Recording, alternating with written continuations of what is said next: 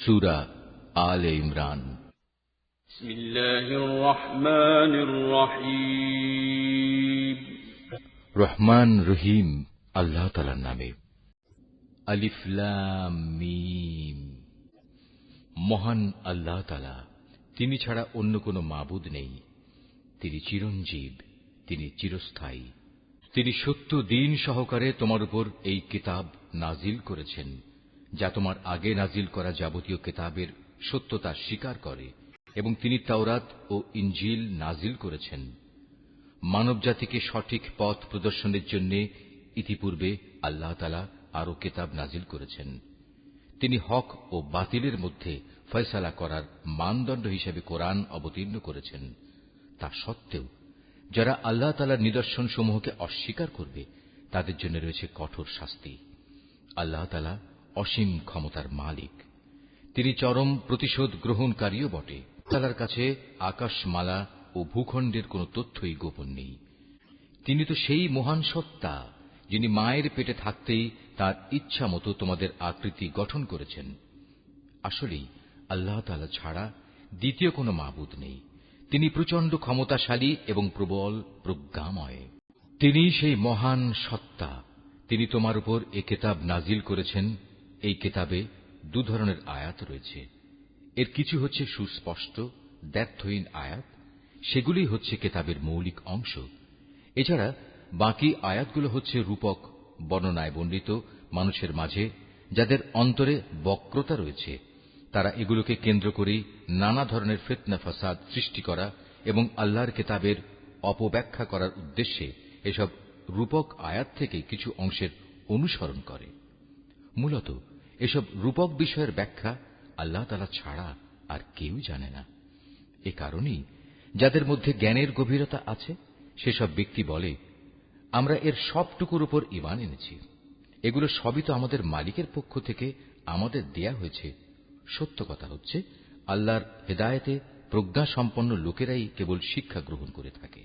আরো বলে, হে আমাদের মালিক, একবার যখন তুমি আমাদের সঠিক পথের দিশা দিয়েছ, তখন আর তুমি আমাদের মনকে বাঁকা করে দিও না।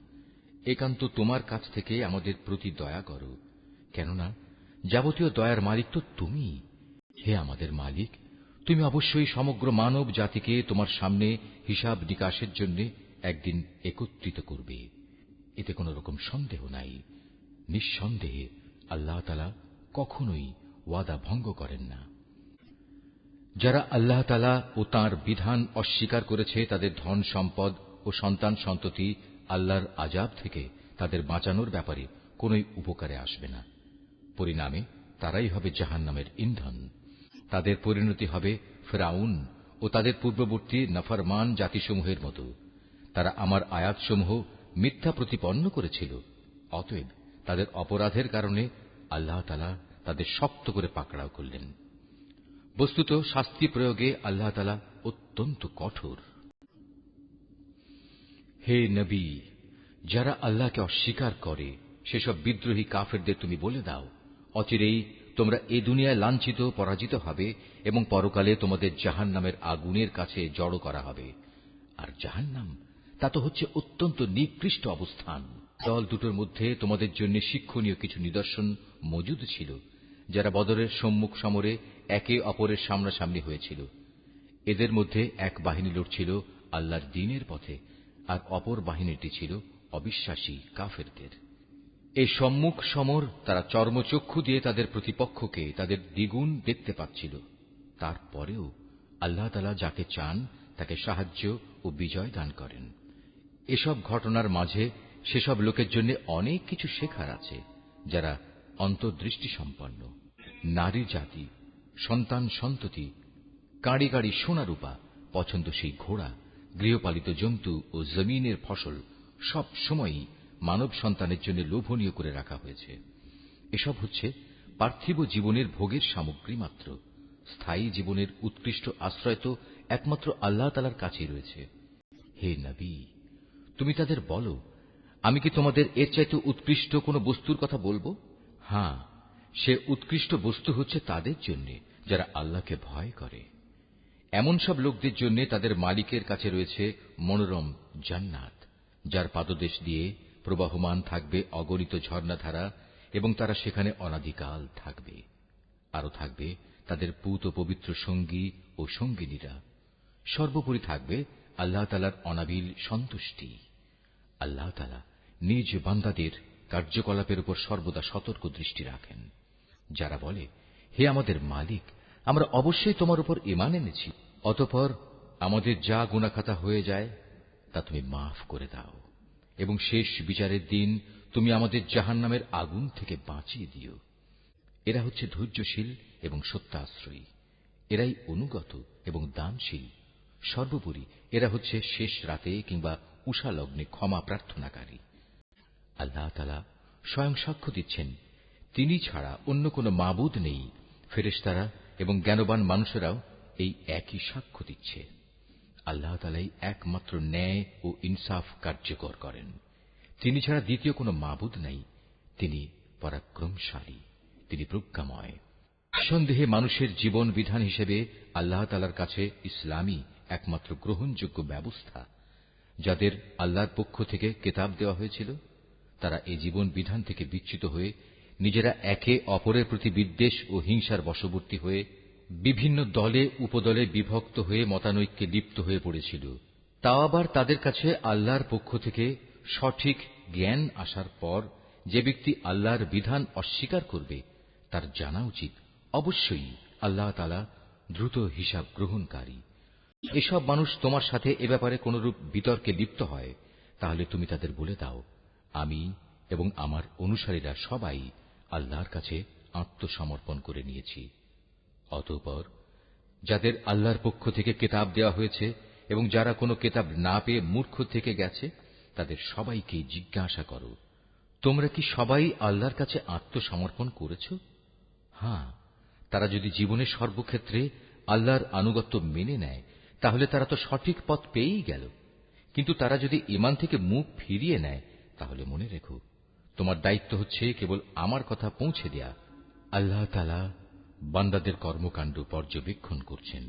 নিঃসন্দেহে যারা আল্লাহর নাজিল করা নিদর্শনসমূহ অস্বীকার করে, যারা অন্যায়ভাবে নবীদের হত্যা করে এবং মানব জাতিকে যারা ন্যায় ও ইনসাফ মেনে চলার আদেশ দেয়, তাদের হত্যা করে, এদের তুমি এক কঠোর শাস্তির সুসংবাদ দাও। এদের অবস্থা হচ্ছে দুনিয়া আখেরাত উভয় স্থানেই এদের কর্ম ব্যর্থ নিষ্ফল হয়ে গেছে, আর এ কারণেই এদের কোথাও কোনো সাহায্যকারী থাকবে না। হে নবী, তুমি তাদের সম্পর্কে চিন্তা করে দেখেছ কি, যাদের আমার কিতাবের কিছু অংশ দেয়া হয়েছিল, অতঃপর তাদের যখন আল্লাহর কিতাবের সে অংশের দিকে ডাকা হল যা তাদের মধ্যকার অমীমাংসিত বিষয়সমূহের মীমাংসা করে দেবে, তখন তাদের একদল লোক এ হেদায়েত থেকে মুখ ফিরিয়ে নিল। মূলত এরাই হচ্ছে সেসব লোক যারা আল্লাহর ফয়সালা থেকে পরান্মুখ থাকে। এটা এ কারণে যে এ নির্বোধ লোকেরা বলে, দোজখের আগুন আমাদের শরীর কখনো স্পর্শ করবে না, আর যদি একান্ত করেও তা হবে হাতে গোনা কয়েকটি দিনের ব্যাপার মাত্র। মূলত তাদের নিজেদের ধর্ম বিশ্বাসের মাঝে নিজেদের মন গড়া ধারণাই তাদের প্রতারিত করে রেখেছে। অতঃপর সেদিন অবস্থান কেমন হবে, যেদিন আমি সমগ্র মানব সন্তানকে একত্রিত করব, যেদিন সম্পর্কে কোনো দ্বিধা সন্দেহের অবকাশ নেই। সেদিন প্রত্যেক মানব সন্তানকেই তার নিজস্ব অর্জিত বিনিময় পুরোপুরি দিয়ে দেয়া হবে এবং সেদিন কারো উপর বিন্দুমাত্র জুলুম করা হবে না। হে নবী, তুমি বলো, হে রাজাধিরাজ মহান আল্লাহ, তুমি যাকে ইচ্ছা তাকে সাম্রাজ্য দান করো, আবার যার কাছ থেকে চাও তা কেড়েও নিয়ে যাও। যাকে ইচ্ছা তুমি সম্মানিত করো, যাকে ইচ্ছা তুমি অপমানিত করো। সব রকমের কল্যাণ তো তোমার হাতেই নিবদ্ধ। নিশ্চয়ই তুমি সবকিছুর উপর একক ক্ষমতাবান। তুমি রাতকে দিনের মাঝে শামিল করো, আবার দিনকে রাতের ভেতর শামিল করো। প্রাণহীন বস্তু থেকে তুমি যেমন প্রাণের আবির্ভাব ঘটাও, আবার প্রাণহীন অসাড় বস্তু বের করে আনো প্রাণ সর্বস্ব জীব থেকে, এবং যাকে ইচ্ছা তুমি বিনা হিসেবে রিজিক দান করো। ঈমানদার ব্যক্তিরা কখনো ঈমানদারদের বদলে অবিশ্বাসী কাফেরদের নিজেদের বন্ধু বানাবে না। যদি তোমাদের কেউ তা করে, তবে আল্লাহর সাথে তার কোনো সম্পর্কই থাকবে না। হ্যাঁ, তাদের কাছ থেকে কোনো আশঙ্কা থাকলে তোমরা নিজেদের বাঁচাতে গেলে ভিন্ন কথা। আল্লাহ তাআলা তো বরং তার নিজের ব্যাপারেই তোমাদের ভয় দেখাচ্ছেন বেশি, কারণ তোমাদের আল্লাহর কাছেই ফিরে যেতে হবে। নবী, তুমি বলো, তোমরা তোমাদের মনের ভেতর কিছু গোপন করে রাখো কিংবা তা সবার সামনে প্রকাশ করে দাও, তা আল্লাহ তাআলা ভালোভাবে অবগত হন। আসমান, জমিন ও এর আভ্যন্তরীণ সবকিছু তিনি জানেন। সর্বোপরি আল্লাহ তাআলা সৃষ্টি লোকের সবকিছুর উপর ক্ষমতাবান। তিনি সকল শক্তির আধার। যেদিন প্রত্যেকেই তার ভালো কাজ সামনে হাজির দেখতে পাবে, যে ব্যক্তির কৃতকর্ম খারাপ থাকবে সে সেদিন কামনা করতে থাকবে যে তার মধ্যে এবং বিচারের এই দিনটির মাঝে যদি দুস্তর একটা তফাৎ থাকত। আল্লাহ তাআলা তো তোমাদের তার ক্ষমতা ও শাস্তি থেকে ভয় দেখাচ্ছেন, কারণ আল্লাহ তাআলা তার বান্দাদের সাথে অত্যন্ত অনুগ্রহশীল। হে নবী, তুমি বলো, তোমরা যদি আল্লাহ তাআলাকে ভালোবাসো তাহলে আমার কথা মেনে চলো, তাহলে আল্লাহ তাআলাও তোমাদের ভালোবাসবেন এবং তিনি তোমাদের গুনাহ খাতা মাফ করে দেবেন। আল্লাহ তাআলা অত্যন্ত ক্ষমাশীল ও দয়াবান। তুমি আরো বলো, তোমরা আল্লাহ তাআলা ও তার রাসূলের কথা মেনে চলো। এই আহ্বান সত্ত্বেও তারা যদি এ থেকে মুখ ফিরিয়ে নেয়, তুমি জেনে রেখো আল্লাহ তাআলা কখনো কাফেরদের পছন্দ করেন না। সেই আল্লাহ তাআলা আদম, নূহ এবং ইব্রাহিমের বংশধর ও ইমরানের বংশধরদের সৃষ্টিকুলের উপর নেতৃত্ব করার জন্য বাছাই করে নিয়েছেন। নেতৃত্বে সমাসীন এদের সন্তানরা বংশানুক্রমে পরস্পর পরস্পরের বংশধর। আল্লাহ তাআলা সবার কথাবার্তা শুনতে পান এবং সব কথা তিনি জানেন। মনে করো, যখন ইমরানের স্ত্রী বলল, হে আমার মালিক, আমার গর্ভে যে সন্তান আছে তাকে আমি স্বাধীনভাবে তোমার দ্বীনের কাজ করার জন্য উৎসর্গ করলাম। তুমি আমার পক্ষ থেকে এ সন্তানটিকে কবুল করে নাও। অবশ্যই তুমি সব কথা শোনো এবং সব বিষয়ে জানো। একসময় যখন ইমরানের স্ত্রী সেই সন্তান জন্ম দিল, তখন সে বলল, হে আমার মালিক, এ কি? আমি তো দেখছি একটি মেয়ে সন্তান জন্ম দিয়েছি। একটা মেয়েকে কিভাবে আমি তোমার পথে উৎসর্গ করব? আল্লাহ তাআলা তো ভালোভাবেই জানতেন ইমরানের স্ত্রী কোন ধরনের শিশু জন্ম দিয়েছে। আসলে আল্লাহ তাআলার কোন কোন কাজের জন্য ছেলে কিন্তু কখনো মেয়ের মতো হবে না।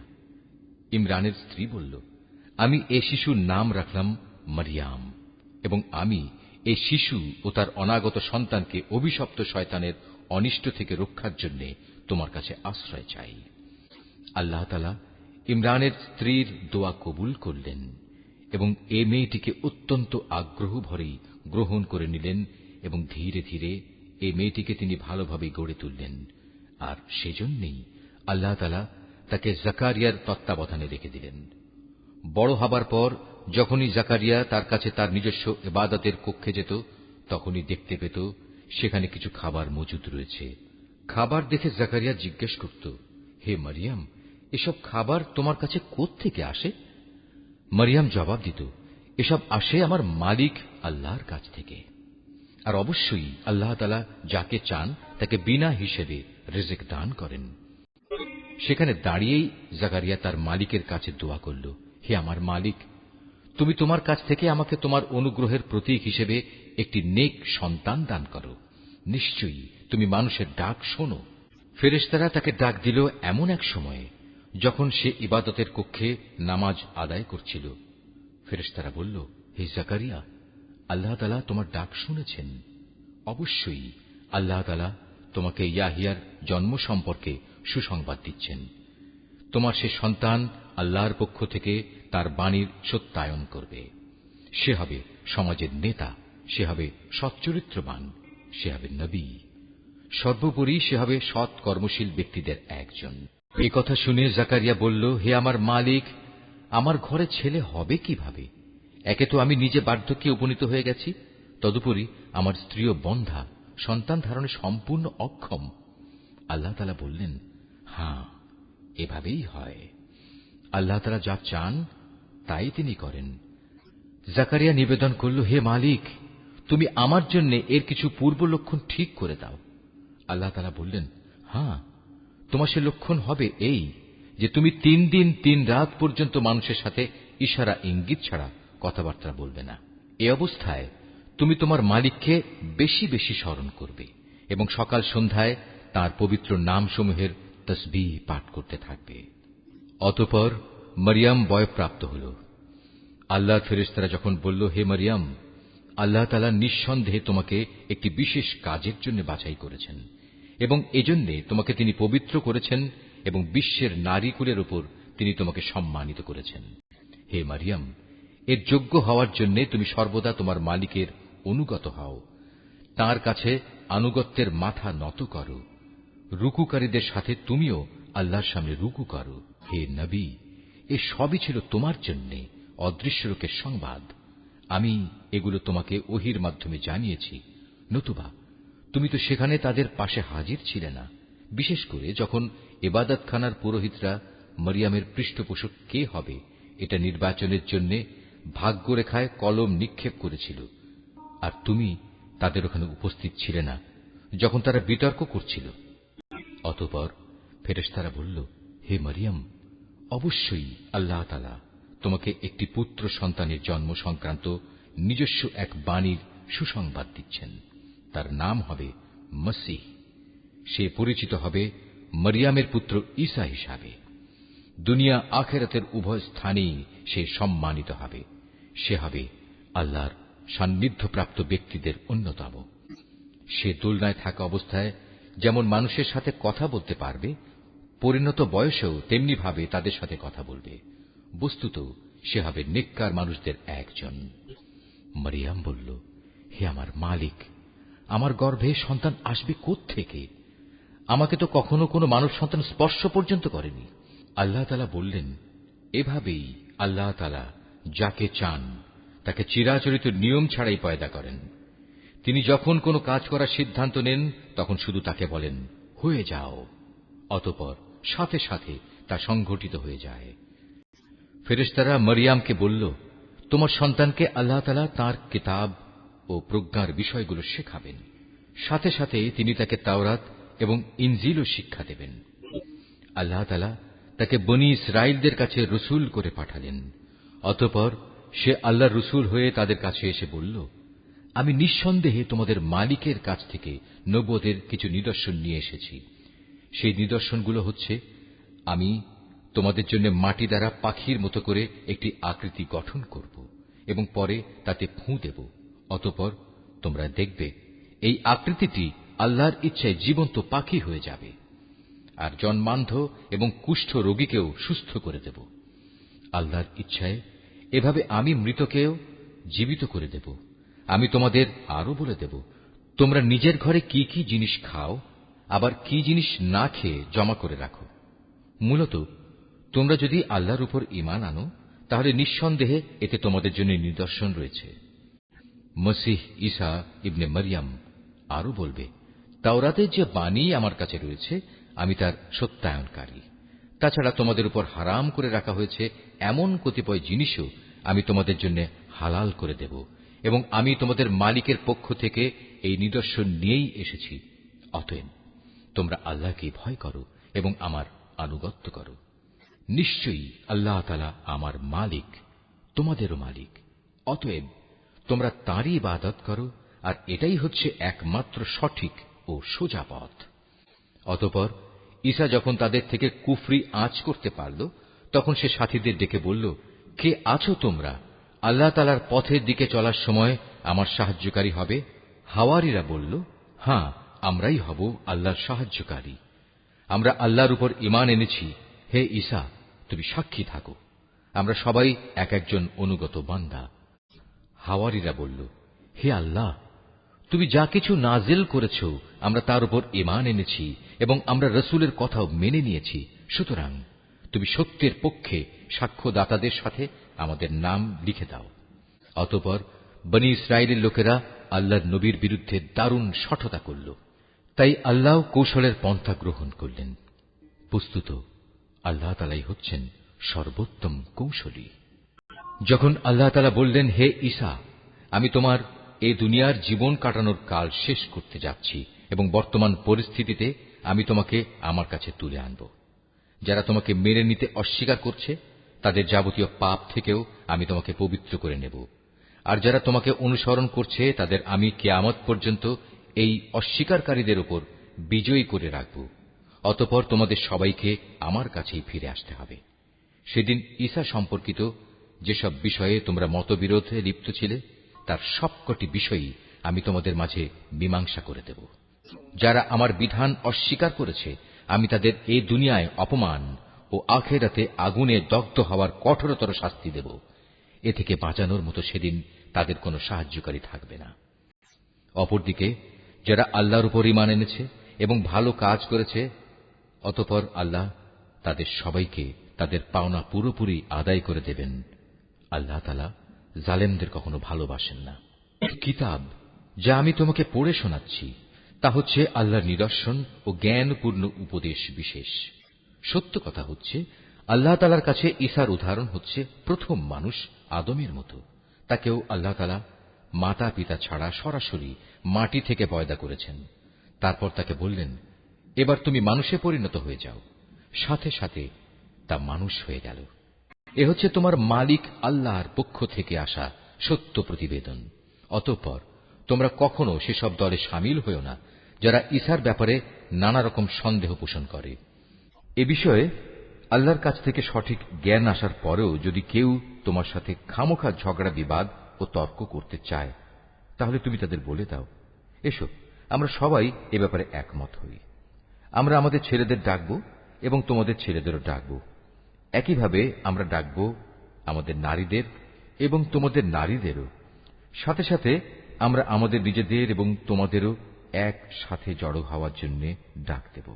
অতঃপর সবাই এক জায়গায় জড়ো হলে আমরা বিনীতভাবে আবেদন করব, আমাদের মধ্যে যে মিথ্যাবাদী তার উপর আল্লাহর অভিশাপ বর্ষিত হোক। এ হচ্ছে সঠিক ও নির্ভুল ঘটনা। আল্লাহ তাআলা ছাড়া দ্বিতীয় কোনো মাবুদ নাই।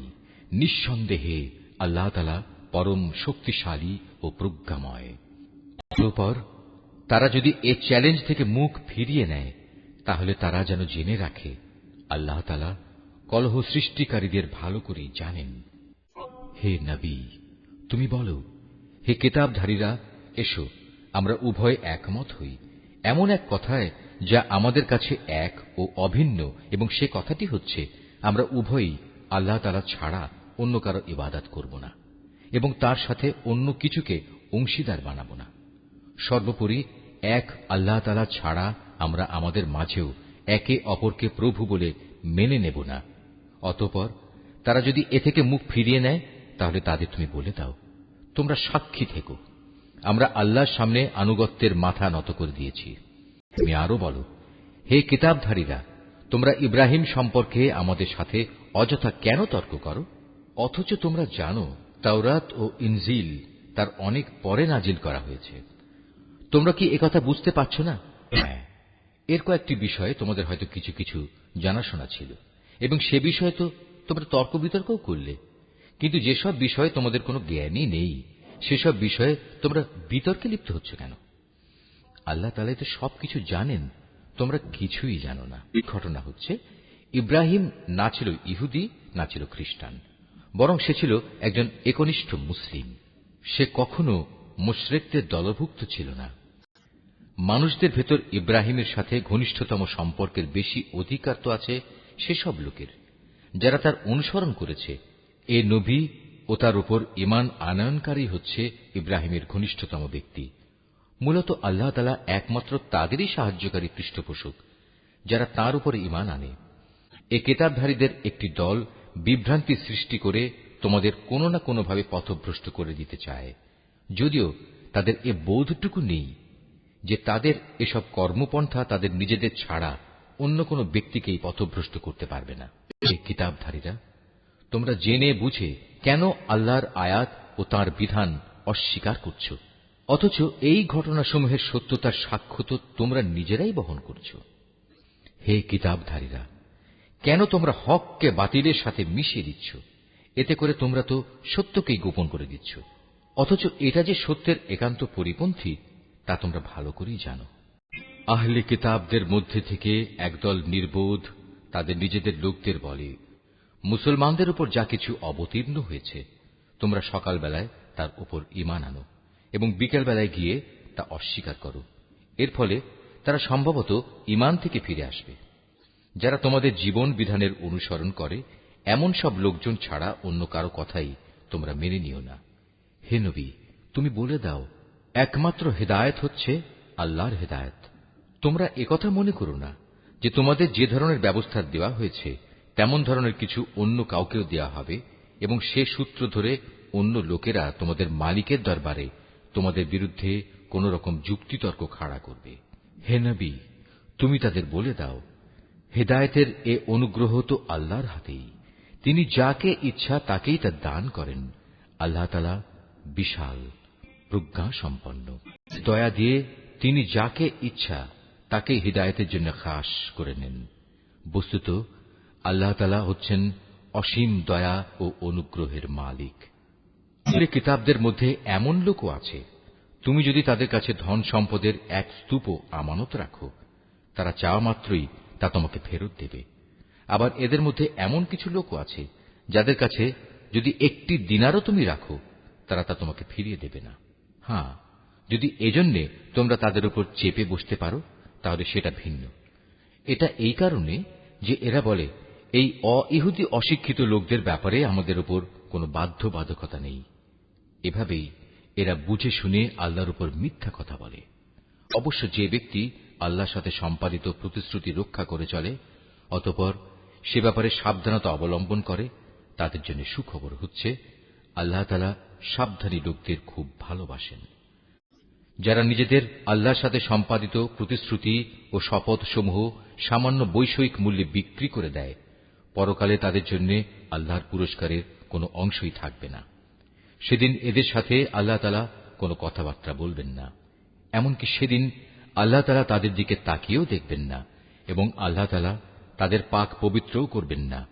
সত্যি এদের জন্য রয়েছে কঠোর পীড়াদায়ক আযাব। এদের মধ্যে এমন কিছু লোকও আছে যারা কিতাবের কোনো অংশ যখন পড়ে তখন নিজেদের জিহ্বাকে এমনভাবে এদিক সেদিক করে নেয় যাতে তোমরা মনে করতে পারো যে সে সত্যিই বুঝি তা কিতাবের কোনো অংশ, কিন্তু তা কিতাবের কোনো অংশই নয়। তারা আরো বলে, এটা আল্লাহর কাছ থেকেই এসেছে, কিন্তু আসলে তা আল্লাহর কাছ থেকে আসা কিছু নয়। এরা জেনে শুনে আল্লাহর উপর মিথ্যা কথা বলে চলেছে।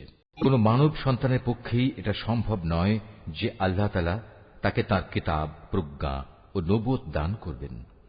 অতঃপর সে লোকদের ডেকে বলবে, তোমরা আল্লাহকে ছেড়ে এখন সবাই আমার বান্দা হয়ে যাও। বরং সে তো নবুয়ত প্রাপ্তির পর একথাই বলবে, তোমরা সবাই তোমাদের মালিকের বান্দা হয়ে যাও।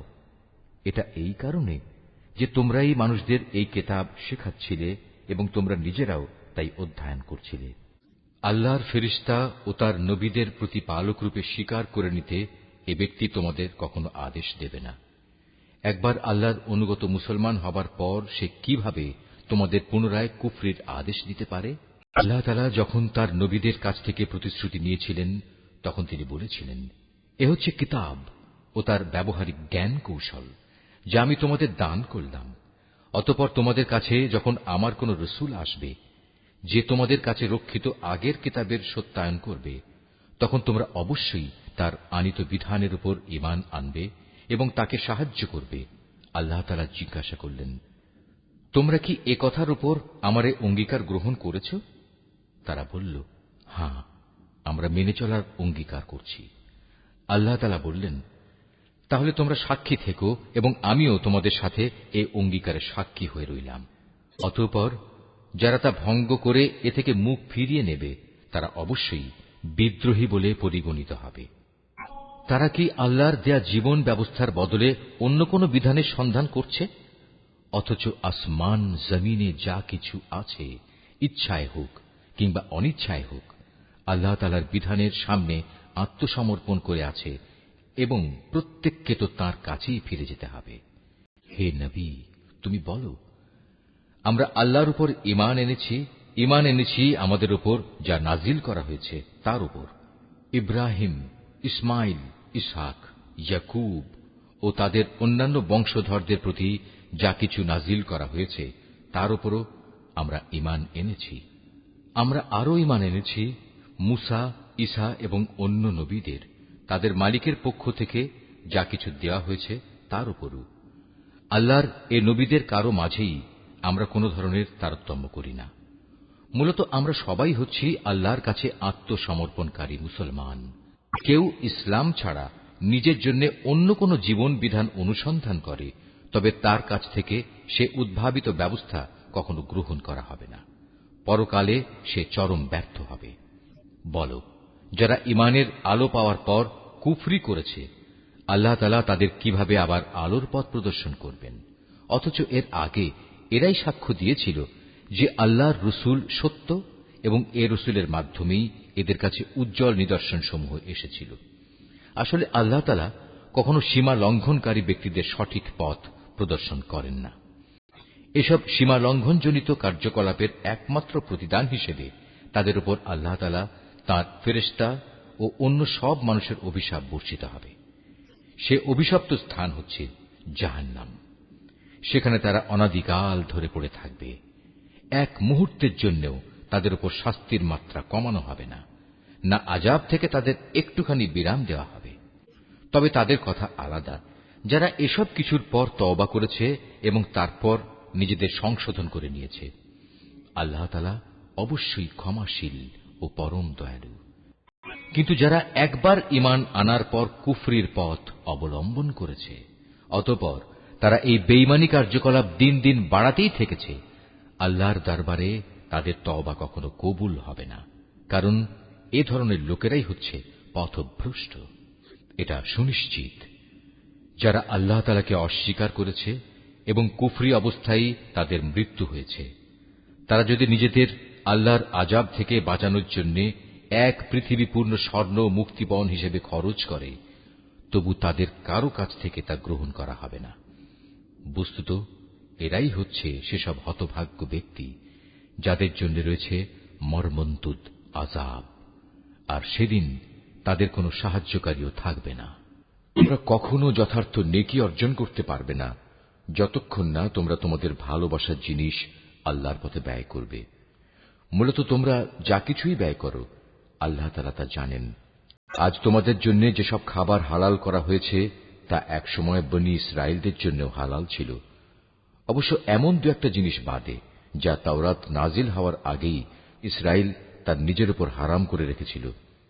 তুমি বলো, সন্দেহ থাকলে যাও, তোমরা গিয়ে তাওরাত নিয়ে এসো এবং তা পড়ে শোনাও, যদি তোমরা তোমাদের দাবির ব্যাপারে সত্যবাদী হও। যারা এর পরেও আল্লাহর উপর মিথ্যা আরোপ করে, নিঃসন্দেহে তারা বড় জালেম। তুমি বলো, আল্লাহ তাআলা সত্য কথা বলেছেন, অতএব তোমরা সবাই নিষ্ঠার সাথে ইব্রাহিমের মতাদর্শ অনুসরণ করো। আর ইব্রাহিম কখনো আল্লাহর সাথে অংশীবাদীদের দলে শামিল ছিল না। গোটা মানব জাতির জন্য সর্বপ্রথম যে ঘরটি বানিয়ে রাখা হয়েছিল তা ছিল বাক্কায় তথা মক্কা নগরীতে। এ ঘরকে কল্যাণ, মঙ্গলময় এবং মানবকুলের দিশারি হিসেবেই বানানো হয়েছিল। এখানে রয়েছে আল্লাহ তাআলার সুস্পষ্ট নিদর্শন সমূহ। আরও রয়েছে সেই স্থান যেখানে ইব্রাহিম দাঁড়িয়েছিল।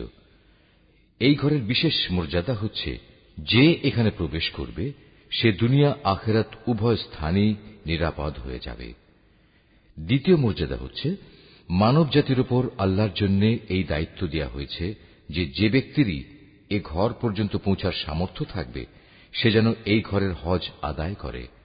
আর যদি কেউ এ বিধান অস্বীকার করে, তার জেনে রাখা উচিত আল্লাহ তাআলা সৃষ্টিকুলের মোটেই মুখাপেক্ষী নন। হে নবী, তুমি বলো, হে আহলে কিতাবরা, তোমরা কেন জেনে বুঝে আল্লাহর আয়াত অস্বীকার করো, অথচ আল্লাহ তাআলাই তোমাদের যাবতীয় কাজের সাক্ষী। তুমি আরো বলো, হে আহলে কিতাবরা, তোমরা কেন তাদের আল্লাহর পথ থেকে ফেরাতে চেষ্টা করছো যারা ঈমান এনেছে, এবং এভাবেই তোমরা আল্লাহর পথকে বাঁকা করতে চাও, অথচ এই লোকদের সত্যপন্থী হবার ব্যাপারে তোমরাই তো সাক্ষী। আল্লাহ তাআলা তোমাদের এই সব বিদ্রোহমূলক আচরণ সম্পর্কে মোটেই উদাসীন নন। এ মানুষ, তোমরা যারা ঈমান এনেছ, যাদের কিতাব দেয়া হয়েছে, তোমরা যদি তাদের কোনো একটি দলের কথা মেনে চলো, তাহলে মনে রেখো এরা ঈমান আনার পরেও ধীরে ধীরে তোমাদের কাফের বানিয়ে দেবে।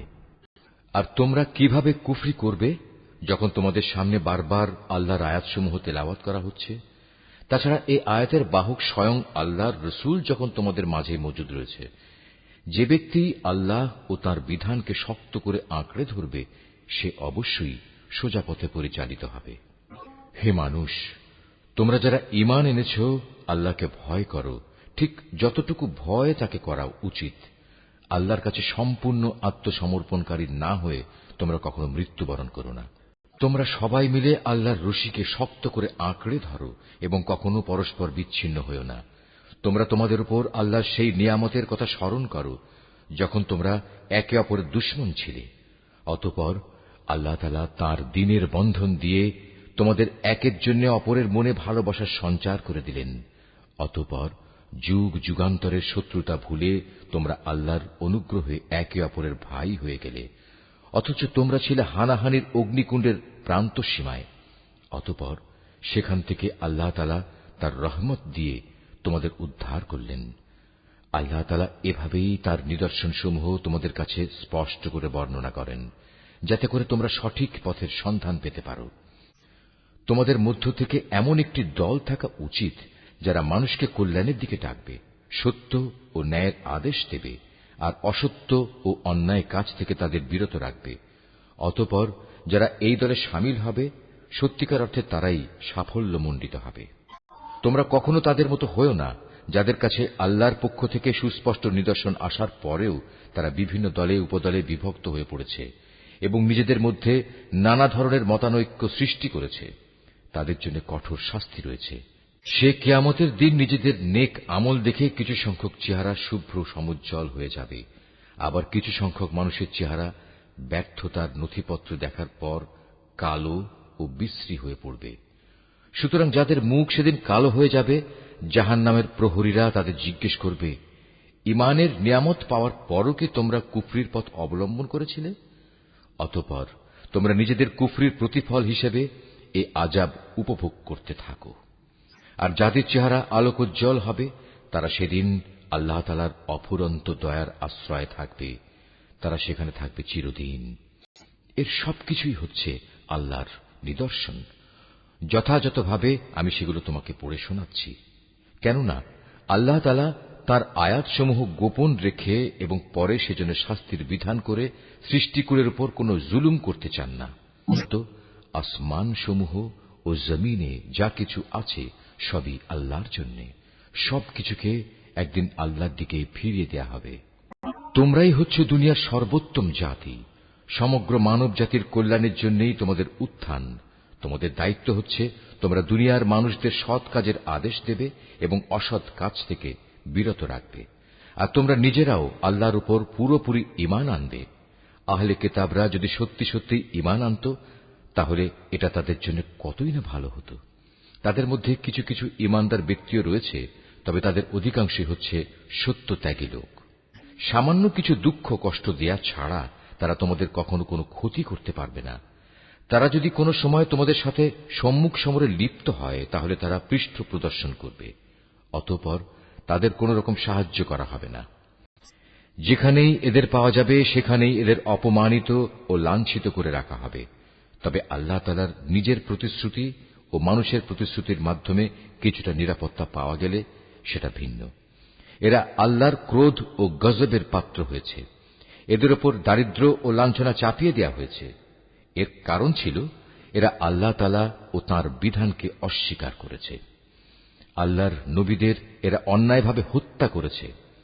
মূলত এ হচ্ছে তাদের বিদ্রোহ ও সীমা লঙ্ঘনের ফল। তারা আহলে কিতাবরা আবার সবাই একরকম নয়। তাদের মধ্যে এমন কিছু লোকও আছে যারা সত্য ও ন্যায়ের উপর অবিচল হয়ে দাঁড়িয়ে আছে, যারা সারা রাত আল্লাহর কিতাব পাঠ করে এবং নামাজ পড়ে। তারা আল্লাহ তাআলা ও শেষ বিচার দিনের উপর ঈমান রাখে এবং মানুষদের তারা ন্যায় কাজের আদেশ দেয় ও অন্যায় কাজ থেকে নিষেধ করে। সৎ কাজে এরা প্রতিযোগিতা করে। এ ধরনের মানুষেরাই হচ্ছে মূলত নেক লোকদের অন্তর্ভুক্ত। তারা যা কিছু ভালো কাজ করবে প্রতিদান দেওয়ার সময় তা কখনো অস্বীকার করা হবে না, কারণ আল্লাহ তাআলা পরেজগার লোকদের ভালো করেই জানেন। একথা সুনিশ্চিত, যারা আল্লাহ তাআলাকে অস্বীকার করে তাদের ধন সম্পদ সন্তান সন্ততি আল্লাহ তাআলার মোকাবেলায় তাদের কোনোই উপকারে আসবে না, বরং তারা হবে নিশ্চিত জাহান্নামের অধিবাসী। সেখানে অনন্তকাল তারা পড়ে থাকবে। এ ধরনের লোকেরা এ দুনিয়ার জীবনে যা খরচ করে তার উদাহরণ হচ্ছে যারা নিজেদের উপর অবিচার করেছে সেই দলের শস্যক্ষেত্রের উপর দিয়ে প্রবাহমান হিম শীতল তীব্র বাতাসের মতো, যা তাদের শস্যক্ষেত্র বরবাদ করে দিয়ে গেল। মূলত আল্লাহ তাআলা তাদের উপর কোনই অবিচার করেননি, বরং কুফরির পন্থা অবলম্বন করে এরা নিজেরাই নিজেদের উপর জুলুম করেছে। হে ঈমানদার ব্যক্তিরা, তোমরা কখনো নিজেদের দলভুক্ত লোকজন ছাড়া অন্য কাউকে নিজেদের অন্তরঙ্গ বন্ধু হিসেবে গ্রহণ করো না, কেননা এরা তোমাদের অনিষ্ট সাধনের কোনো পথই অনুসরণ করতে দ্বিধা করবে না। তারা তো তোমাদের ক্ষতি ও ধ্বংসই কামনা করে। তাদের জঘন্য প্রতিহিংসা ও বিদ্বেষ তাদের মুখ থেকেই এখন প্রকাশ পেতে শুরু করেছে। অবশ্য তাদের অন্তরে লুকানো হিংসা ও বিদ্বেষ বাইরের অবস্থার চাইতে মারাত্মক। আমি সব ধরনের নিদর্শনই তোমাদের সামনে খোলাখুলি বলে দিচ্ছি। তোমাদের যদি সত্যি জ্ঞান বুদ্ধি থাকে তাহলে তোমরা এ সম্পর্কে সতর্ক হতে পারবে। এরা হচ্ছে সেসব মানুষ যাদের তোমরা ভালোবাসো, কিন্তু তারা তোমাদের মোটেই ভালোবাসে না। তোমরা তো তোমাদের আগে আমার নাজেল করা সব কয়টি কিতাবের উপরও ঈমান আনো, আর তারা তো তোমাদের কিতাবকে বিশ্বাসই করে না। এ মুনাফিক লোকগুলো যখন তোমাদের সাথে সাক্ষাৎ করে তখন বলে, হ্যাঁ, আমরা তোমাদের কিতাবকে মানি। আবার যখন এরা একান্তে নিজেদের লোকদের কাছে চলে যায় তখন নিজেদের ক্রোধের বশবর্তী হয়ে এরা তোমাদের সাফল্যের ওপর নিজেদের আঙুল কামড়াতে শুরু করে। তুমি তাদের বলো, যাও, নিজেদের ক্রোধের আগুনে নিজেরাই পুড়ে মরো। অবশ্যই আল্লাহ তাআলা এ মুনাফিকদের মনের ভেতর লুকিয়ে থাকা যাবতীয় চক্রান্তমূলক বিষয় সম্পর্কে সম্যক অবগত আছেন। তাদের অবস্থা হচ্ছে, তোমাদের কোনো কল্যাণ হলে তার কারণে তাদের খারাপ লাগে, আবার তোমাদের কোনো অকল্যাণ দেখলে তারা আনন্দে ফেটে পড়ে। এ প্রতিকূল অবস্থায় যদি তোমরা ধৈর্য ধারণ করতে পারো এবং নিজেরা সাবধান হয়ে চলতে পারো তাহলে তাদের চক্রান্ত ও ষড়যন্ত্র তোমাদের কিছুই ক্ষতি করতে পারবে না। তাদের যাবতীয় কর্মকাণ্ডই আল্লাহ তাআলা পরিবেষ্টন করে আছেন।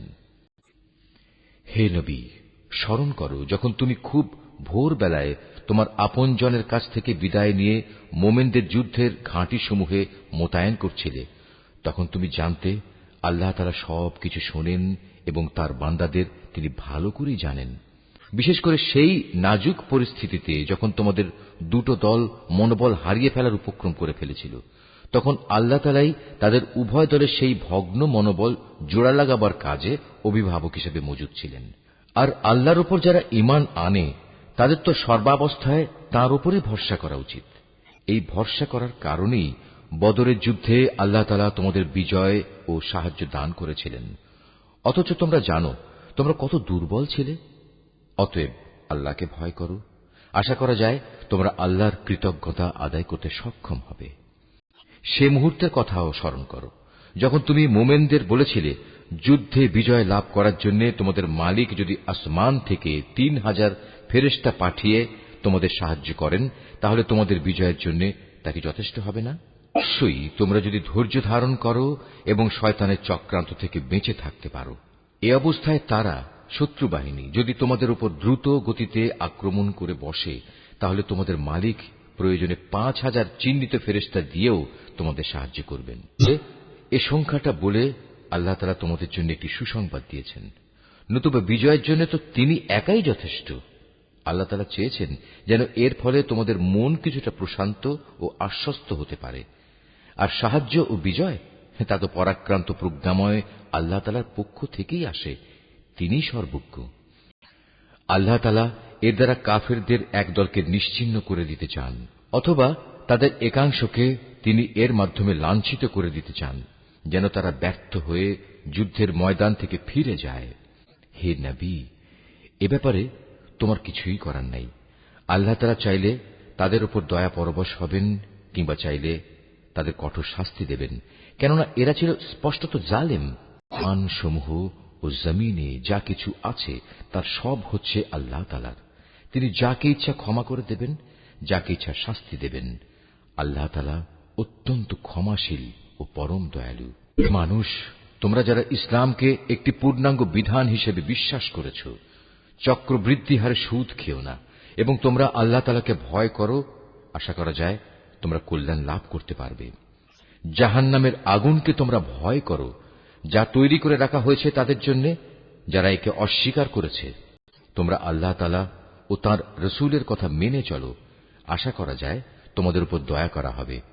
তোমরা তোমাদের মালিকের পক্ষ থেকে ক্ষমা পাওয়ার কাজে প্রতিযোগিতা করো, আর সেই জান্নাতের জন্যও প্রতিযোগিতা করো যার প্রশস্ততা আকাশ ও পৃথিবী সমান। আর এই বিশাল জান্নাত প্রস্তুত করে রাখা হয়েছে সেসব ভাগ্যবান লোকদের জন্য যারা আল্লাহকে ভয় করে। সচ্ছল হোক কিংবা অসচ্ছল, সর্বাবস্থায় যারা আল্লাহর পথে নিজেদের ধন সম্পদ ব্যয় করে, যারা নিজেদের ক্রোধ সংবরণ করে এবং মানুষের অপরাধসমূহ যারা ক্ষমা করে দেয়। আসলে ভালো মানুষদের আল্লাহ তাআলা হামেশাই ভালোবাসেন। ভালো মানুষ হচ্ছে তারা যারা কখনো কোনো অশ্লীল কাজ করে ফেললে কিংবা এর দ্বারা নিজেদের উপর নিজেরা জুলুম করে বসলে সাথে সাথেই আল্লাহকে স্মরণ করে এবং গুনাহের জন্য আল্লাহর ক্ষমা প্রার্থনা করে। কেননা আল্লাহ তাআলা ছাড়া আর কে আছে যে তাদের গুনাহ মাফ করে দিতে পারে? তদুপরি এরা জেনে বুঝে নিজেদের গুনার উপর অটল হয়েও বসে থাকে না। এই সে বৈশিষ্ট্যমণ্ডিত মানুষগুলো, মালিকের পক্ষ থেকে তাদের প্রতিদান হবে আল্লাহ তাআলা তাদের ক্ষমা করে দেবেন, আর তাদের এমন এক জান্নাত দেবেন যার তলদেশ দিয়ে ঝর্ণাধারা বইতে থাকবে। এ জান্নাতে নেককার লোকেরা অনন্তকাল ধরে অবস্থান করবে। সৎ কর্মশীল ব্যক্তিদের জন্য আল্লাহর পক্ষ থেকে কত সুন্দর প্রতিদানের ব্যবস্থা রাখা হয়েছে। তোমাদের আগেও বহু জাতির বহু উদাহরণ ছিল যা এখন অতীত হয়ে গেছে। সুতরাং এদের পরিণতি দেখার জন্য তোমরা পৃথিবীতে ঘুরে বেড়াও এবং দেখো আল্লাহ তাআলা ও তাঁর বিধান মিথ্যা প্রতিপন্নকারীদের পরিণতি কি হয়েছিল। বস্তুত এটি হচ্ছে মানব জাতির জন্য একটি সুস্পষ্ট ব্যাখ্যা, এবং আল্লাহ তাআলাকে যারা ভয় করে এটি তাদের জন্য একটি সুস্পষ্ট পথ নির্দেশ ও সদুপদেশ বই কিছুই নয়। তোমরা হতোদ্যম হও না, চিন্তিত হও না। তোমরা যদি সত্যিকার অর্থে ঈমানদার হও তাহলে তোমরাই বিজয়ী হবে। তোমাদের উপর যদি কোনো সাময়িক আঘাত আসে এতে মনক্ষুণ্ণ হবার কি আছে? এ ধরনের আঘাত তো তাদের উপরও এসেছে। আর এভাবেই আমি মানুষের মাঝে তাদের উত্থান পতনের দিনগুলো পালাক্রমে অদল বদল করাতে থাকি, যাতে করে আল্লাহ তাআলা এ কথাটা জেনে নিতে পারেন যে কে সত্যিকার অর্থে আল্লাহর উপর ঈমান রাখে, এবং এর মাধ্যমে তোমাদের মাঝখান থেকে কিছু শহীদও আল্লাহ তাআলা তুলে নিতে চান। মূলত আল্লাহ তাআলা কখনো জালেমদের পছন্দ করেন না। এর মাধ্যমে তিনি মূলত ঈমানদার বান্দাদের পরিশুদ্ধ করে কাফেরদের নাস্তানাবুদ করে দিতে চান। তোমরা কি মনে করো তোমরা এমনি এমনি বেহেশতে প্রবেশ করে যাবে? অথচ আল্লাহ তাআলা পরীক্ষার মাধ্যমে একথা জেনে নেবেন না যে কে তাঁর পথে জিহাদ করতে প্রস্তুত হয়েছে এবং কে এ বিপদে কঠোর ধৈর্য ধারণ করতে পেরেছে? তোমরা মৃত্যুর মুখোমুখি হওয়ার আগে থেকেই তা কামনা করছিলে, আর এখন তো দেখতে পাচ্ছ তোমরা নিজেদের চর্ম চোখে। মুহাম্মদ একজন রসূল ছাড়া অতিরিক্ত কিছুই নয়। তার আগেও বহু রসূল গত হয়ে গেছে, তারা সবাই মৃত্যু মুখে পতিত হয়েছে। তাই সে যদি আজ মরে যায় অথবা তাকে যদি কেউ মেরে ফেলে, তাহলে তোমরা কি তার আনিত হেদায়েত থেকে মুখ ফিরিয়ে নেবে? আর যে ব্যক্তি এ থেকে মুখ ফিরিয়ে নেয় সে কখনো আল্লাহর দ্বীনের কোন রকম ক্ষতি সাধন করতে পারবে না। আল্লাহ তাআলা অচিরেই কৃতজ্ঞ বান্দাদের প্রতিফল দান করবেন। তিনি আল্লাহর সিদ্ধান্ত ও অনুমতি ছাড়া মরবে না। আল্লাহ তাআলার কাছে প্রত্যেকটি প্রাণীরই মৃত্যুর দিনক্ষণ সুনির্দিষ্ট হয়ে আছে। এর পরেও যে ব্যক্তি পার্থিব পুরস্কারের প্রত্যাশা করে, আমি তাকে এ দুনিয়াতেই তার কিছু অংশ দান করব। আর যে ব্যক্তি আখিরাতের পুরস্কারের ইচ্ছা পোষণ করবে, আমি তাকে সে চিরন্তন পাওনা থেকেই এর প্রতিফলন দান করব, এবং অচিরেই আমি আমার প্রতি কৃতজ্ঞদের যথার্থ প্রতিফল দান করব। আল্লাহর আরো অনেক নবী এখানে এসেছিল, যুদ্ধ করেছে আল্লাহর পথে। তার সাথে আরো যুদ্ধ করেছে অনেক সাধক ও জ্ঞানবান ব্যক্তি। আল্লাহর পথে তাদের উপর যত বিপদ মুসিবতি এসেছে তাতে কোনোদিনই তারা হতাশ হয়ে পড়েনি, তারা দুর্বলও হয়নি, বাতিলের সামনে তারা মাথাও নত করেনি। এ ধরনের ধৈর্যশীল ব্যক্তিদেরই আল্লাহ তাআলা ভালোবাসেন। তাদের মুখে এছাড়া অন্য কথা ছিল না যে তারা বলেছিল, হে আমাদের মালিক, তুমি আমাদের যাবতীয় গুনাহখাতা মাফ করে দাও, আমাদের কাজকর্মের সব বাড়াবাড়ি তুমি ক্ষমা করে দাও, এবং বাতিলের মোকাবেলায় তুমি আমাদের কদম মজবুত রাখো। হক ও বাতিলের সম্মুখ সমরে কাফেরদের উপর তুমি আমাদের বিজয় দাও। অতঃপর আল্লাহ তাআলা এই নেক বান্দাদের দুনিয়ার জীবনেই ভালো প্রতিফল দিয়েছেন এবং পরকালীন জীবনেও তিনি তাদের জন্য উত্তম পুরস্কার দিয়েছেন। আল্লাহ তাআলা নেককার বান্দাদের ভালোবাসেন। হে মানুষ, তোমরা যারা আল্লাহর উপর ঈমান এনেছ, তোমরা যদি কথায় কথায় এই কাফেরদের অনুসরণ করতে শুরু করো, তাহলে এরা তোমাদের ঈমান পূর্ববর্তী জাহেলিয়াতের অবস্থায় ফিরিয়ে নিয়ে যাবে। ফলে তোমরা নিদারুণভাবে ক্ষতিগ্রস্ত হয়ে পড়বে। আল্লাহ তাআলাই হচ্ছেন তোমাদের একমাত্র রক্ষক ও অভিভাবক এবং তিনিই হচ্ছেন তোমাদের উত্তম সাহায্যকারী। অচিরেই আমি এ কাফেরদের অন্তরে ভীতি সঞ্চার করে দেব, কারণ তারা আল্লাহর সাথে অন্যদের শরীক বানিয়ে তাদের অনুসরণ করেছে, অথচ তাদের এ কাজের সপক্ষে আল্লাহ তাআলা কোন দলিল প্রমাণ তাদের কাছে পাঠাননি। এদের শেষ গন্তব্যস্থল হচ্ছে জাহান্নামের আগুন। জালেমদের বাসস্থান এই জাহান্নাম কত নিকৃষ্ট! ওহদের ময়দানে আল্লাহ তাআলা তোমাদের যে সাহায্য দেওয়ার প্রতিশ্রুতি দিয়েছিলেন তা তিনি পালন করেছেন। যুদ্ধের প্রথম দিকে তোমরা আল্লাহর অনুমতি ও সাহায্য নিয়ে তাদের নির্মূল করে যাচ্ছিলে। পরে যখন তোমরা সাহস ও মনোবল হারিয়ে ফেললে এবং আল্লাহর রসুলের বিশেষ একটি আদেশ পালনের ব্যাপারে মতপার্থক্য শুরু করে দিলে, এমনকি আল্লাহর রসুল যখন তোমাদের ভালোবাসার সেই জিনিস তথা আসন্ন বিজয় দেখিয়ে দিলেন, তারপরেও তোমরা তার কথা অমান্য করে তার বলে দেয়া স্থান ছেড়ে চলে গেলে। তোমাদের কিছু লোক ঠিক তখন বৈষয়িক ফায়দা হাসিলে ব্যস্ত হয়ে পড়ল। তখনও তোমাদের কিছু লোক পরকালের কল্যাণী চাইতে থাকল। অতঃপর আল্লাহ তাআলা এর দ্বারা তোমাদের ঈমানের পরীক্ষা নিতে চাইলেন এবং তা থেকে তোমাদের অন্যদিকে ফিরিয়ে দিলেন। অতঃপর আল্লাহ তাআলা তোমাদের মাফ করে দিলেন। আল্লাহ তাআলা হামেশাই ঈমানদারদের উপর দয়াবান। ওহুদের সম্মুখ সমরে বিপর্যয় দেখে তোমরা যখন ময়দান ছেড়ে পাহাড়ের উপরের দিকে উঠে যাচ্ছিলে এবং তোমরা তোমাদের কোন লোকের প্রতি লক্ষ্য রাখছিলে না, অথচ আল্লাহর রসুল তোমাদের তখনও পেছন থেকে ডাকছিল, কিন্তু তোমরা শুনলে না। তাই আল্লাহ তাআলা তোমাদের দুঃখের পর দুঃখ দিলেন, যেন তোমাদের কাছ থেকে যা হারিয়ে গেছে এবং যা কিছু বিপদ তোমাদের উপর পতিত হয়েছে, এর কোনোটার ব্যাপারে তোমরা উদ্বিগ্ন ও মর্মাহত না হও। আল্লাহ তাআলা তোমাদের সব ধরনের কর্মকাণ্ড সম্পর্কেই ওয়াকিবহাল রয়েছেন। এরপর আল্লাহ তাআলা তোমাদের উপর এমন সন্তোষজনক পরিস্থিতি নাযিল করে দিলেন, এর ফলে তোমাদের একদল লোক তন্দ্রাচ্ছন্ন হয়ে পড়ে, আর একদল লোক যাদের নিজেরাই নিজেদের উদ্বিগ্ন করে রেখেছিল, তারা তাদের জাহেলি যুগের ধারণা অনুযায়ী আল্লাহ তাআলা সম্পর্কে অন্যায় ধারণা করতে থাকে। এক পর্যায়ে তারা এও বলতে শুরু করে, যুদ্ধ পরিচালনার কাজে কি আমাদের কোনো ভূমিকা আছে? হে নবী, তুমি তাদের বলো, এ ব্যাপারে আমারও কোনো ভূমিকা নেই।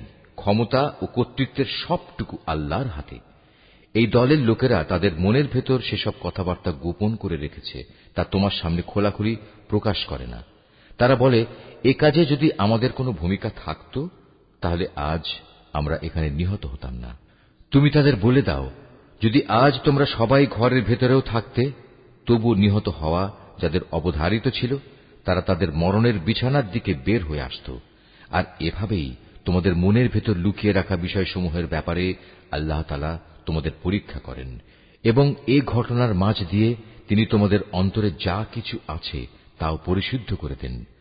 তোমাদের মনের কথা সম্পর্কে আল্লাহ তাআলা সম্যক ওয়াকিবহাল রয়েছেন। এই বাহিনী যেদিন সম্মুখ সমরে একে অপরের মুখোমুখি হয়েছিল, সেদিন যারা ময়দান থেকে পালিয়ে গিয়েছিল, তাদের একাংশের অর্জিত কাজের জন্য শয়তানই তাদের পদস্খলন ঘটিয়ে দিয়েছিল। অতঃপর তারা অনুতপ্ত হলে আল্লাহ তাআলা তাদের ক্ষমা করে দিলেন। আল্লাহ তাআলা অত্যন্ত ক্ষমাশীল ও পরম ধৈর্যশীল। হে ঈমানদার ব্যক্তিরা, তোমরা কাফেরদের মতো হয়ো না। তাদের অবস্থা ছিল এমন, এ কাফেরদের কোনো ভাই বন্ধু যখন বিদেশ বিভুঁয়ে মারা যেত কিংবা কোনো যুদ্ধে লিপ্ত হতো, তখন এরা তাদের সম্পর্কে বলতো, এরা যদি বাইরে না গিয়ে আমাদের কাছে থাকত, তাহলে এরা কিছুতেই মরত না এবং এরা নিহতও হতো না। এভাবেই এ মানসিকতাকে আল্লাহ তাআলা তাদের মনের আক্ষেপে পরিণত করে দেন। আসলে আল্লাহই মানুষের জীবন দেন, আল্লাহই মানুষের মৃত্যু ঘটান এবং তোমরা এ দুনিয়ায় যা করে যাচ্ছ, আল্লাহ তাআলা তার সব কিছুই দেখেন। তোমরা যদি আল্লাহর পথে নিহত হও অথবা সে পথে থেকেই তোমরা মৃত্যুবরণ করো, তাহলে আল্লাহর পক্ষ থেকে যে রহমত ও ক্ষমা লাভ করবে তা হবে কাফেরদের সঞ্চিত অর্থ সামগ্রীর চাইতে অনেক বেশি উত্তম। আল্লাহর পথে যদি তোমরা জীবন বিলিয়ে দাও অথবা তাঁরই পথে তোমাদের মৃত্যু হয়, তাহলেই তোমাদের কি করার থাকবে? কারণ তোমাদের তো একদিন আল্লাহ তাআলার সমীপে এমনিই একত্রিত করা হবে। এটা আল্লাহর এক অসীম দয়া যে তুমি এদের সাথে ছিলে কোমল প্রকৃতির মানুষ। এর বিপরীত যদি তুমি নিষ্ঠুর ও পাষাণ হৃদয়ের মানুষ হতে, তাহলে এসব লোক তোমার আশপাশ থেকে সরে যেত।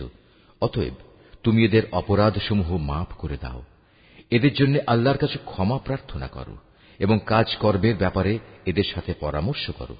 অতঃপর সে পরামর্শের ভিত্তিতে সংকল্প একবার যখন নিয়ে নেবে, তখন তার সফলতার জন্য আল্লাহর উপর ভরসা করো।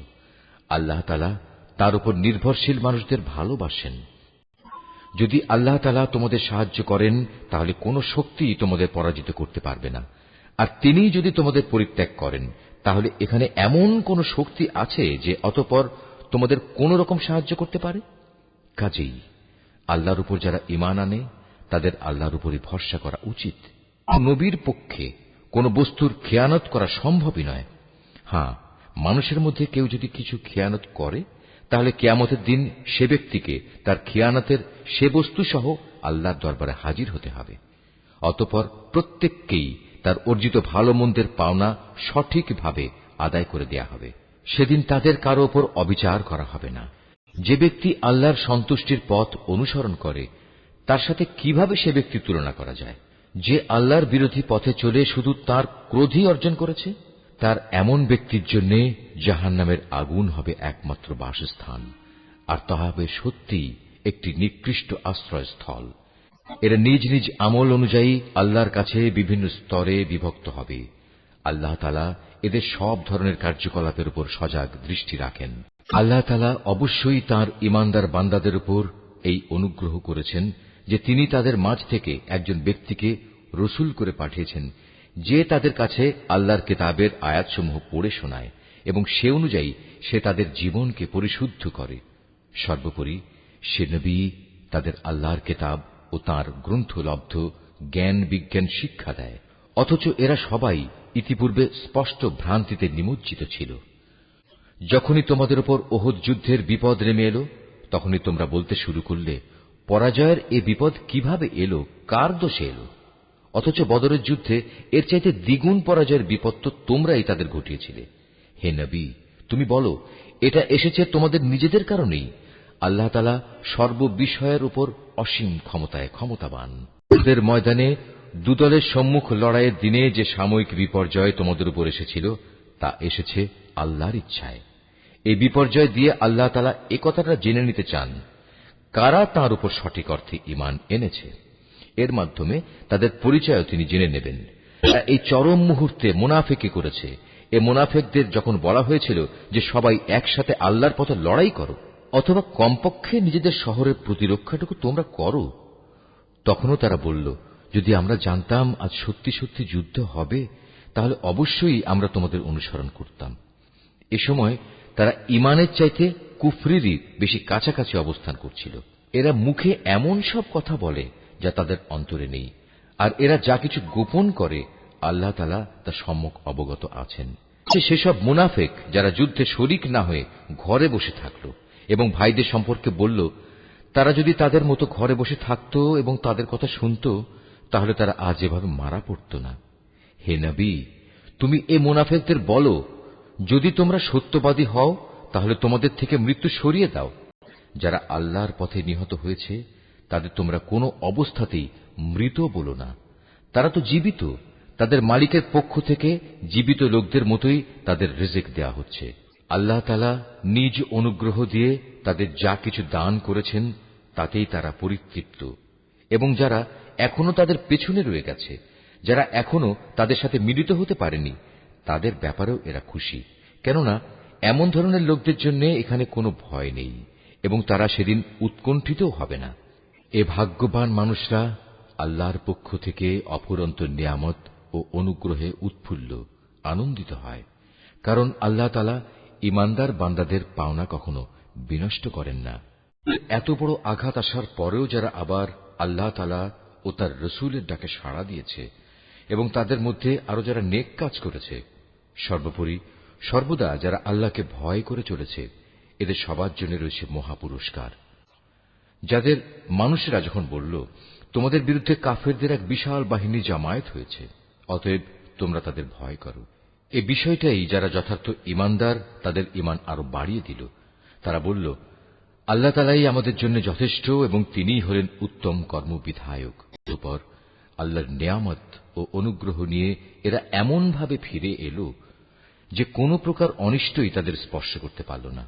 এরা আল্লাহর সন্তুষ্টির পথই অনুসরণ করল। বস্তুত আল্লাহ তাআলা মহা অনুগ্রহশীল। এই হচ্ছে তোমাদের প্ররোচনা দানকারী শয়তান। তারা শত্রুপক্ষের অতিরঞ্জিত শক্তির কথা বলে তাদের আপনজনদের ভয় দেখাচ্ছিল। তোমরা কোনো অবস্থায় তাদের এ হুমকিকে ভয় করবে না, বরং আমাকেই ভয় করো যদি তোমরা সত্যিকার অর্থে ঈমানদার হও। হে নবী, যারা দ্রুত গতিতে কুফরির পথে এগিয়ে যাচ্ছে তাদের কর্মকাণ্ড যেন তোমাকে চিন্তান্বিত না করে। তারা কখনো আল্লাহর বিন্দুমাত্র কোনো ক্ষতি সাধন করতে পারবে না। মূলত আল্লাহ তাআলা এদের জন্য পরকালে পুরস্কারের কোনো অংশই রাখতে চান না। তাদের জন্য অবশ্যই কঠিন আযাব রয়েছে। যারা ঈমানের বদলে কুফরি খরিদ করে নিয়েছে তারা আল্লাহর কোনোই ক্ষতি করতে পারবে না। এদের জন্য মর্মান্তিক শাস্তির বিধান রয়েছে। কাফেররা যেন এটা কখনো মনে করে না যে আমি যে তাদের ঢিল দিয়ে রেখেছি এটা তাদের জন্য কল্যাণকর হবে। আসলে আমি তো তাদের অবকাশ দিচ্ছি যেন তারা তাদের গুনাহের বোঝা আরো বাড়িয়ে নিতে পারে। আর তোমাদের মধ্যে তাদের জন্য প্রস্তুত রয়েছে লাঞ্ছনাদায়ক আযাব। আল্লাহ তাআলা কখনো তার ঈমানদার বান্দাদের তোমরা বর্তমানে যে ভালো মন্দে মিশানো অবস্থার উপর আছো এর উপর ছেড়ে দিতে চান না, যতক্ষণ না তিনি সৎ লোকদের অসৎ লোকদের থেকে আলাদা করে দেবেন। একইভাবে এটা আল্লাহ তাআলার কাজ নয় যে তিনি তোমাদের অদৃশ্য জগতের খোঁজ খবরের উপর কিছু অবহিত করবেন। তবে আল্লাহ তাআলা তার রসুলদের মাঝ থেকে যাকে চান তাকে বিশেষ কোনো কাজের জন্য বাছাই করে নেন। অতঃপর তোমরা আল্লাহ তাআলা ও তার রসুলদের উপর বিশ্বাস স্থাপন করো। তোমরা যদি আল্লাহর উপর যথাযথভাবে ঈমান আনো এবং নিজেরা সাবধান হয়ে চলতে পারো তাহলে তোমাদের জন্য মহা পুরস্কার রয়েছে। আল্লাহ তাআলা নিজের অনুগ্রহ দিয়ে তাদের যে প্রাচুর্য দিয়েছেন, যারা তা আল্লাহর পথে ব্যয় করতে কার্পণ্য করে তারা যেন কখনো এটা মনে না করে এটা তাদের জন্য কোনো কল্যাণকর কিছু হবে না। আসলে এই কৃপণতা তাদের জন্য খুবই অকল্যাণকর। কার্পণ্য করে তারা যা জমা করেছে অচিরেই কিয়ামতের দিন তা দিয়ে তাদের গলায় বেড়ি পরিয়ে দেয়া হবে। আসমান সমূহ ও জমিনের উত্তরাধিকার তো আল্লাহ তাআলার, আর তোমাদের প্রতিটি কার্যকলাপ সম্পর্কে আল্লাহ তাআলা বিশেষভাবে অবগত রয়েছেন। আল্লাহ তাআলা সেই ইহুদি লোকদের কথা ভালো করেই শুনেছেন যখন তারা বিদ্রূপ করে বলেছিল, হ্যাঁ আল্লাহ তাআলা অবশ্যই গরীব আর আমরা হচ্ছি ধনী।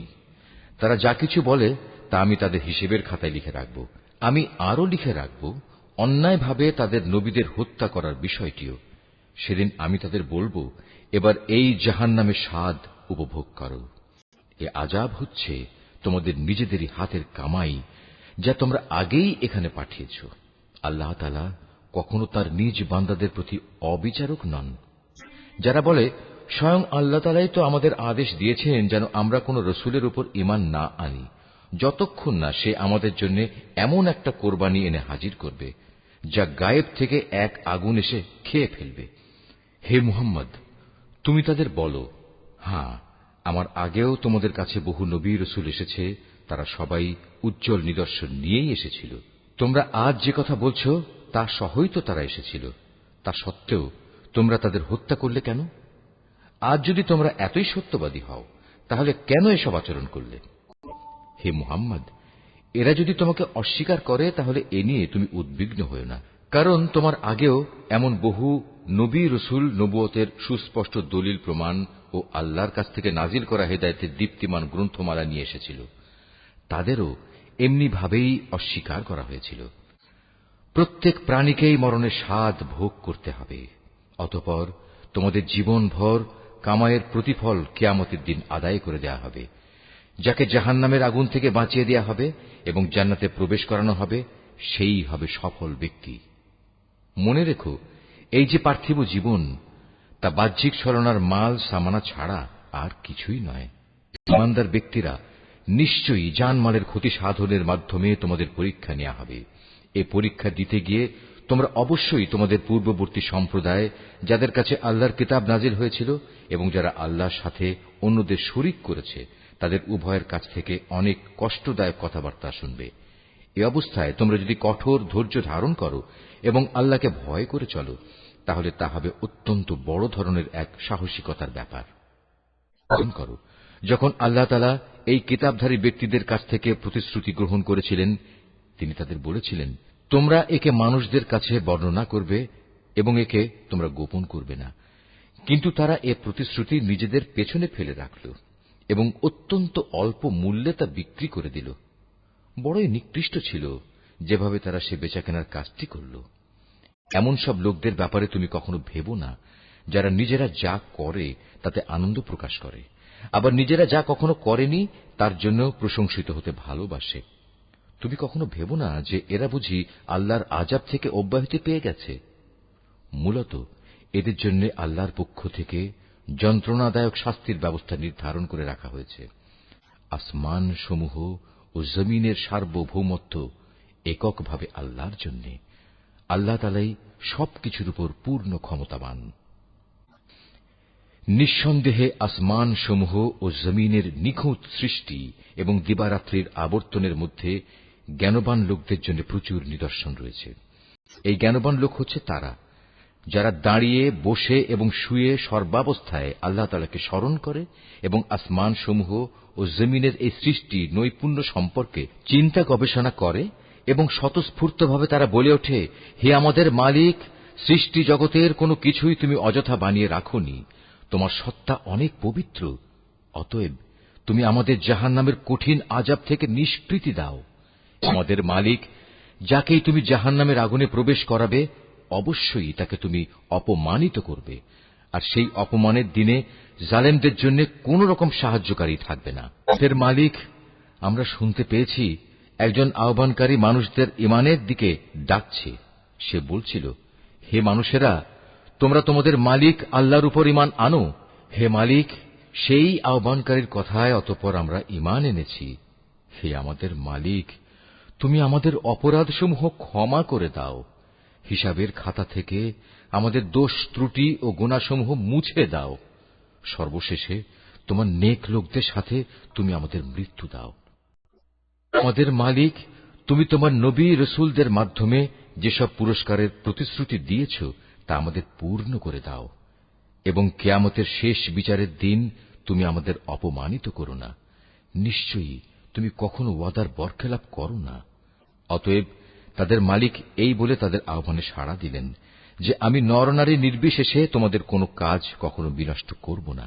আমি সবার কাজের বিনিময় দেব এবং তোমরা তো একে অপরেরই অংশ।